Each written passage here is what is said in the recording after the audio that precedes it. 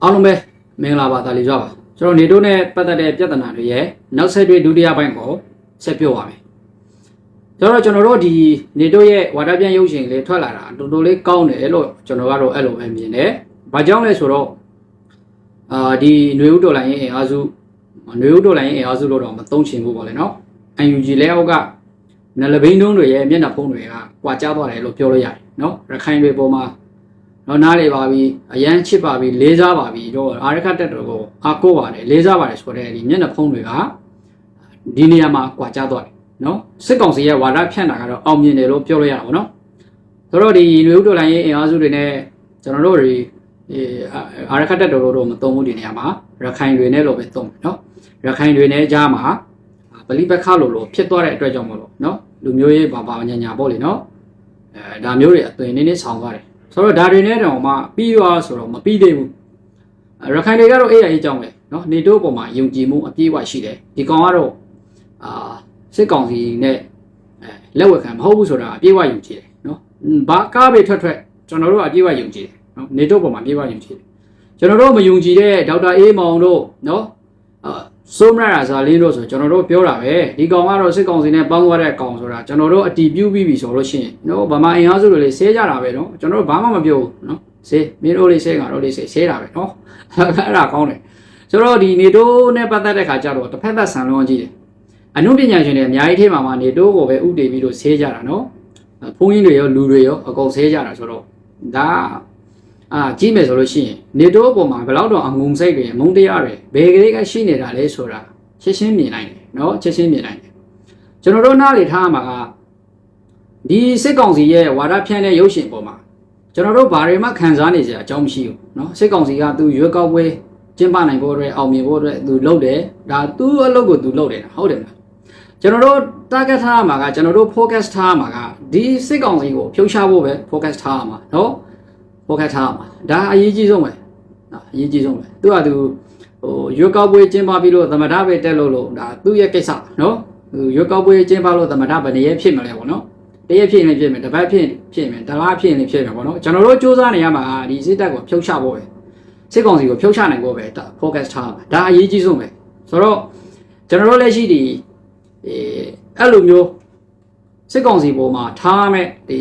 ရည်ရွယ်ချက်ပေါ့လေကိုယ့်ရဲ့ရည်မှန်းချက်ကိုအဓိကဥတည်မထားဘဲနဲ့ဒီဝါဒဖြန့်ရုပ်ရှင်လေးတကူထွက်လာတဲ့အပေါ်မှာဇလန်တိုလေးအပေါ်မှာနေတိုးကိုမုံတီးတဲ့နာကျင်တဲ့စိတ်တွေကယုံလုံးပေါ်လာတယ်နော်ရခိုင်ပြည်သူတွေဒီကြားထဲမှာ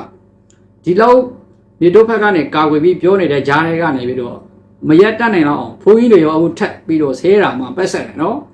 အဲ့တော့ຫນွေဦးတော်လိုင်းရေးဆရာတော်ဆိုပြီးတော့ဒါပြည်သူတွေဘက်ကရက်တာကတော့ကောင်းပါတယ်နော်ຫນွေဦးတော်လိုင်းရေးအကြောင်းပြုပြီးတော့ပြည်သူတွေဘက်ကရက်တည်တဲ့စကားတွေပါပြောတယ်ဒါအမှန်တန်ကောင်းပါပါတယ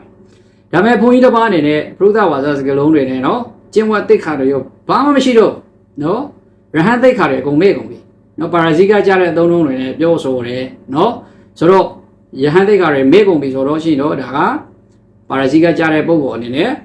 သာသနာတော်ကနေပြီးတော့ပြစ်ပေးလိမ့်မယ်နော်ပြစ်ပေးလိမ့်မယ်ဆိုတော့ဒါဒီရဟန်းကတော့တွေ့တူပြောစရာမလိုတော့ဘူးနောက်တစ်ချက်ကဒီရန်ကုန်က UG တို့လက်နက်ကင်အားစုအဖွဲ့ပေါ့လေနော် UG အဲ့ဒီ UG တို့ဘာလို့ဆိုတာကတကယ်တော့ဒီလက်နက်တို့ကင်ထားတယ်ဒါပေမဲ့တော်လန်ရေးလုပ်တဲ့အဖွဲ့အစည်းမဟုတ်ဘူးရန်ကုန်မှာဒီကောင်တွေခပိန်းတွေအများကြီးမွေးထားတာခပိန်းတွေမွေးပြီးတော့ခပိန်းနှိုက်ခိုင်းထားတယ်ခပိန်းနှိုက်လို့ရလာတဲ့ဖုံးတွေဆိုလို့ရှိရင်ဒီကောင်တွေပြန်ပြီးတော့ရွေးခိုင်းတယ်ပေါ့လေနော်ဖုံးဆက်ကြည့်လိုက်ခပိန်းနှိုက်ပါသွားပြီဆိုဖုံးဆက်ကြည့်လိုက်ဖုံးဝင်တယ်ဖုံးကင်တယ်ပတ်စံနဲ့လာရွေးပါဆိုလို့ရှိရင်အဲ့ဒီကောင်တွေပဲနော်အဲ့ဒီကောင်တွေလှုပ်ရှားနေတဲ့ကောင်တွေရဲ UG တို့အဲ့ဒီအုပ်စုတွေနော်မင်းတို့ရန်ကုန်ကလက်နက်ကင်တယ်ခပိန်းနှိုက်လို့ဖုံးကင်ပြီဆိုလို့ရှိရင်အဲ့ဒီကောင်တွေအုပ်စုပဲနော်ဖုံးမကင်ဘူးဆက်ပိတ်သွားပြီဆိုလို့ရှိရင်ဒါအပြင်ကခပိန်းနှိုက်ပဲနော်အဲ့ဒါပေမဲ့ရန်ကုန်ကပြည်သူတွေကကြောက်ပြီးတော့ဒီကောင်တွေကိုစစ်ကောင်စီကိုလည်းကြောက်ရဒီကောင်တွေကိုလည်းကြောက်ရတယ်ဘာမှမပြောတာနော်အဲ့ဒါတခုလည်းဖြစ်တဲ့ကိစ္စမှာနေတိုးကိုဘယ်လောက်မုန်းလဲဆိုတာ statement ထုတ်တာတော့မှနေတိုးရဲ့ရှေ့မှာစကလုံးဆေးပြီးတော့ထုတ်တာနော်ဒါလက်နက်ကင်အားစုမဟုတ်ဘူးနော်ဂုံတိတ်ကမရှိဘူးပြီးလို့ရှိရင်ကျင်းဝတ်တိတ်ခါနဲ့လည်းမညီဘူးနော်မင်းတို့နိုင်ငံရေးအားစုမဟုတ်နော်အဲ့တော့ခပိန်းတွေကခပိန်းနေစကားပဲပြောတယ်ဟုတ်ပြီလားဆိုတော့နောက်တစ်ချက်ကဇန်ခီเจ้าကိုထည့်ပြောမယ်နေနော်ဇန်ခီကတော့ဒီမြန်မာနိုင်ငံမှာတော်တော် ဆင်းမြင့်တဲ့ရုပ်ရှင်တွေရိုက်ခဲ့တယ်လို့ပြောရရတယ်ကျွန်တော်တို့လည်းဒီကောင်းတွေကိုဇက်ကားတွေကြိုက်တယ်နော်နောက်ပိုင်းလူငယ်မျိုးဆက်တွေကြားမှာပေါ့လေနော်ဇန်ခီရဲ့ရုပ်ရှင်တွေကတူယူပြီးတော့လူငယ်ဒါရိုက်တာတွေပေါ်ထွန်းလာမယ်မြန်မာအနုပညာပိုကားကနေပြီးတော့ဆင်းမြင့်တဲ့ရုပ်ရှင်ကားတွေရိုက်ကူးနိုင်ရလိမ့်မယ်လို့ကျွန်တော်တို့လည်းမျှော်လင့်ခဲ့တာပဲလေနော်ဒီကောင်တော်တော်ကောင်းတယ်ဒါပေမဲ့ဒီကောင်ရေးတင်တဲ့ post နဲ့ပတ်သက်ပြီးတော့ကျွန်တော်သိပေါ်ဝင်မကြဘူးဒီကောင်ကအမျက်ထုတ်တယ်လို့ပြောရတာပေါ့နော်နိုင်ငံရေးအမျက်ထုတ်တယ်ဘလို့အမျက်ထုတ်သွားလဲဆိုတော့နေတိုးကိုဘယ်ကတည်းကမုံတီးနာကျင်နေလဲတော့မသိဘူးနော်မြန်မာပြည်မှာနေခဲ့တဲ့တစ်ချောင်းလုံးတော်တော်လေးမုံတီးနေတယ်လို့တော့ထင်တယ်မြန်မာပြည်ကနေဒီလိုမျိုးတွေဖြစ်လာမယ်တီးလို့ကြိုထွက်သွားတာဘာမှမပါဘဲနဲ့ဘာညာပေါ့လေနော်အောင်မြင်နေတဲ့အချိန်မှာအကုန်လုံးကြိုခိုင်းခဲ့တာဘာညာနဲ့ရှောက်ပြီးတော့ပြောပြီးတော့လှုပ်ထားတယ်ဟုတ်တယ်နော်ဆိုတော့အဲ့ဒီကောင်ရေးထားတဲ့ post အရာဆိုလို့ရှိရင်မြန်မာပြည်ကနေပြီးတော့ဘောင်းပြီးဖင်ပေါင်းနဲ့ထွက်သွားတယ်လို့မျိုးပြောနေတာနော်တကယ်တော့မင်းတို့ကအမေရိကန်နိုင်ငံသားတွေလေမင်းတို့မိန်းမရောမင်းတို့အမေရိကန်နိုင်ငံသားတွေလေနော်အမေရိကန်နိုင်ငံသားအမေရိကန်မှာအိမ်တွေခြံတွေတိုက်တွေကားတွေလုပ်ငန်းတွေနဲ့မင်းတို့ကြီးပွားချမ်းသာနေတာလေနော်ဘောင်းပြီးဖင်ပေါင်းနဲ့ထွက်သွားရင်လည်းဟိုမှာမင်းတို့ကငှက်ပြက်နေတာမှမဟုတ်တာနောက်တစ်ချက်ကမင်းတို့ရဲ့သားတော်မှနော်နောက်တစ်ချိန်မှာအမေရိကန်လိုနိုင်ငံမှာရွေးကောက်ပွဲတွေပါတယ်ဝင်ပြိုင်နိုင်တဲ့ဒီလိုအခွင့်အရေးမျိုးတွေရှိတဲ့သားတယောက်ကိုမင်းတို့မွေးထားတာလေနော်မင်းတို့ဘာကိုဖင်ပေါင်းနဲ့ထွက်သွားပြီးတော့ရစရာမရှိတော့ခွေးဖြစ်နေတဲ့ပုံစံမျိုးဖန်တီးပြီးတော့နေတို့ပုံမှာအပြစ်တွေပုံချတာနော်ဒီမြန်မာနိုင်ငံမှာနေခဲ့တဲ့တစ်ချောင်းလုံးနေတို့ပုံမှာဘယ်လောက်ထိမုံတီးနာကျင်နေသလဲဆိုတော့ဒီအငုံစိတ်တွေပို့တာဗောနော်ဒါကိုပြောပြတာဟုတ်ပြီလားနောက်တစ်ခုဒီအနုပညာလောကကနေတိုးနဲ့အပေါင်းအသင်းတွေပေါ့လေနော်နေတိုးရဲ့ဘော်ဒါတွေအနုပညာညီကိုမောင်နှမတွေအကုန်လုံးအငုံစိတ်တွေအကုန်ပေါ်ထွက်တယ်အကုန်ပေါ်ထွက်တယ်တကယ်ဆိုလို့ရှိရင်ဒီနေတိုးနဲ့ပတ်သက်ပြီးဒီရုပ်ရှင်ထွက်လာတယ်ဆိုလို့ရှိရင်နေတိုးကိုအန်အိုရမှာကိုနေတိုးကိုတကယ်မိတ်ဆွေလိုမျိုးတငယ်ချင်းလိုမျိုးနော်အကိုလိုမျိုးညီလိုမျိုး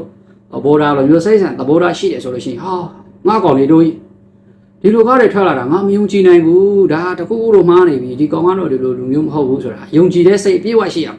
ာနော်ယုံကြည်တဲ့စိတ်အပြည့်အဝရှိရမှာစောင့်ကြည့်ရမှ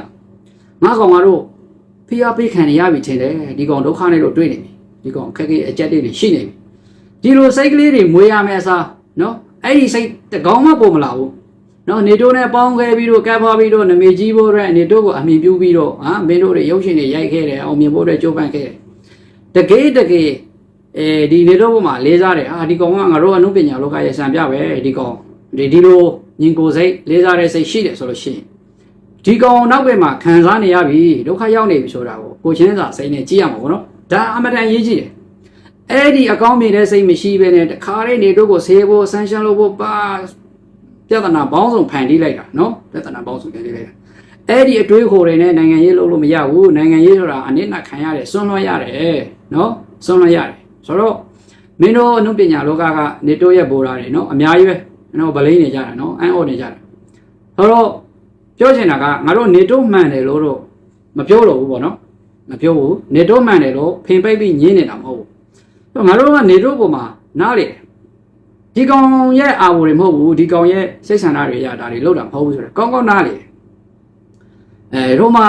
စိုးမြရဇာလင်းတို့စိုးမရဇာလင်းတို့နော်ဟိုမှာဒေါက်တာအေးမောင်တို့စိုးမရဇာလင်းတို့နော်စစ်ကောင်စီနဲ့ပေါင်းတဲ့ကောင်တွေငါတို့အတီးပြူတာဗောရခိုင်လူထုကအတီးပြူတယ်ဆေးကြတယ်မင်းတို့လည်းဆေးတာပဲငါတို့ဘာမှမပြောဘူးလေနော်ကြိုက်တဲ့လောက်ဆေးကြမင်းတို့ဘာမှမပြောဘူးဒါပေမဲ့နေတိုးတယောက်ကိုပဲဥတည်ပြီးတိုက်ခိုက်နေတဲ့အထဲမှာဒါကမဟုတ်သေးဘူးလေနော်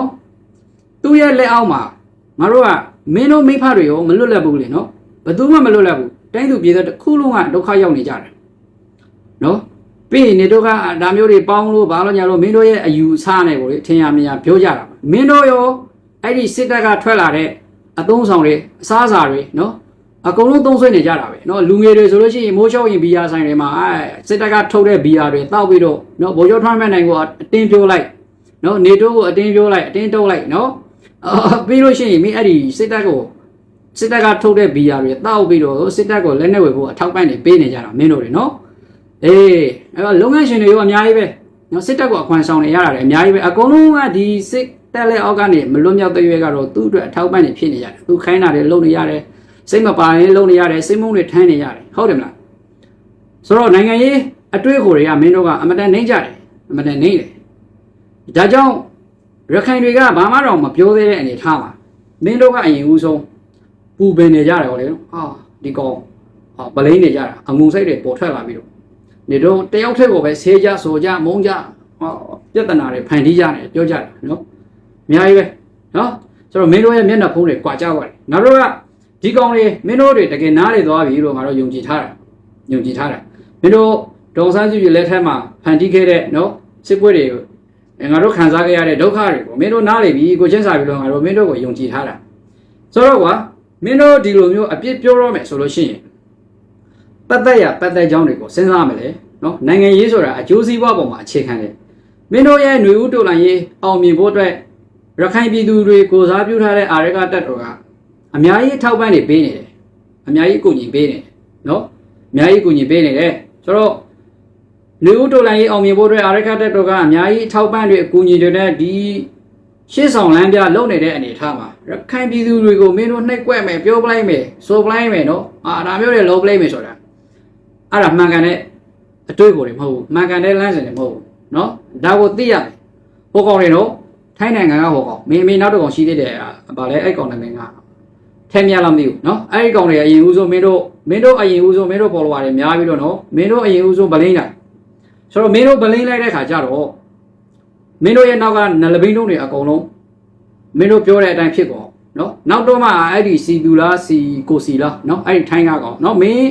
နောက်ပိုင်းဗီဒီယိုတွေမှာဟာရခိုင်တွေနဲ့သွေးခွေးလို့မရဘူးဘာညာနဲ့ရွှီချောင်းတွေမင်းရှောက်ပြောနေတာနော်မမီတော့ဘူးနော်မင်းတို့မမီတော့အကုန်ဖြစ်သွားပြီမျက်နှာပုံးနဲ့ကွာသွားပြီမျက်နှာပုံးနဲ့ကွာသွားပြီဆိုတော့ကျွန်တော်အာရခတက်တို့ကဒီလောက်အကူအညီပေးနေတဲ့ဂျားတွေကနော်အကျိုးစီးပွားတွေကိုမကြည့်ပေးနဲ့ဒီလူကိုပြဿနာရှာလိုက်တဲ့ဟာကဘလို့တက်ရောက်သွားလဲဆိုတော့ယုံကြည်မှုတွေပြတ်သွားတာပေါ့စစ်ကောင်စီရဲ့ဝါဒဖြန့်တာအောင်မြင်တယ်လို့ပြောလို့ရတယ်ဒါပေမဲ့မင်းတို့ကတော့ကြားမှာယုံကြည်မှုတွေပြတ်သွားတယ်ဆိုတော့ယုံကြည်မှုတွေဘယ်လောက်တော့ပြတ်သွားလဲဆိုတော့မင်းတို့ဗိုလ်ချုပ်ထွန်းမြတ်နိုင်ကိုဒီမြန်မာနိုင်ငံရဲ့တချင်းမှာခေါင်းဆောင်ဖြစ်လာမယ်ဘာညာနဲ့မင်းတို့ရှောက်ပြောနေတာတွေတော့မှစောက်ဖို့တွေဆိုတာမျိုးငါတို့စဉ်းစားသွားတာပေါ့နော်စဉ်းစားသွားတာပေါ့မင်းတို့ရဲ့အတွေးကိုယ်တွေထဲမှာမင်းတို့လူပွေးစီကလူတွေလောက်ပဲအတိမတ်ပြုတယ်ဆိုတာငါတို့အဲ့လိုစဉ်းစားသွားတယ်နော်အပေါ်ရန်တွေဖြစ်သွားတယ်ဆိုတော့အဲ့လောက်ထိစဉ်းစားသွားတယ်ဆိုတော့ဒါပေမဲ့ဒီအာရကတက်တို့ကတော့တကယ်စစ်တမ်းမှန်တယ်မင်းတို့ပုံမှာ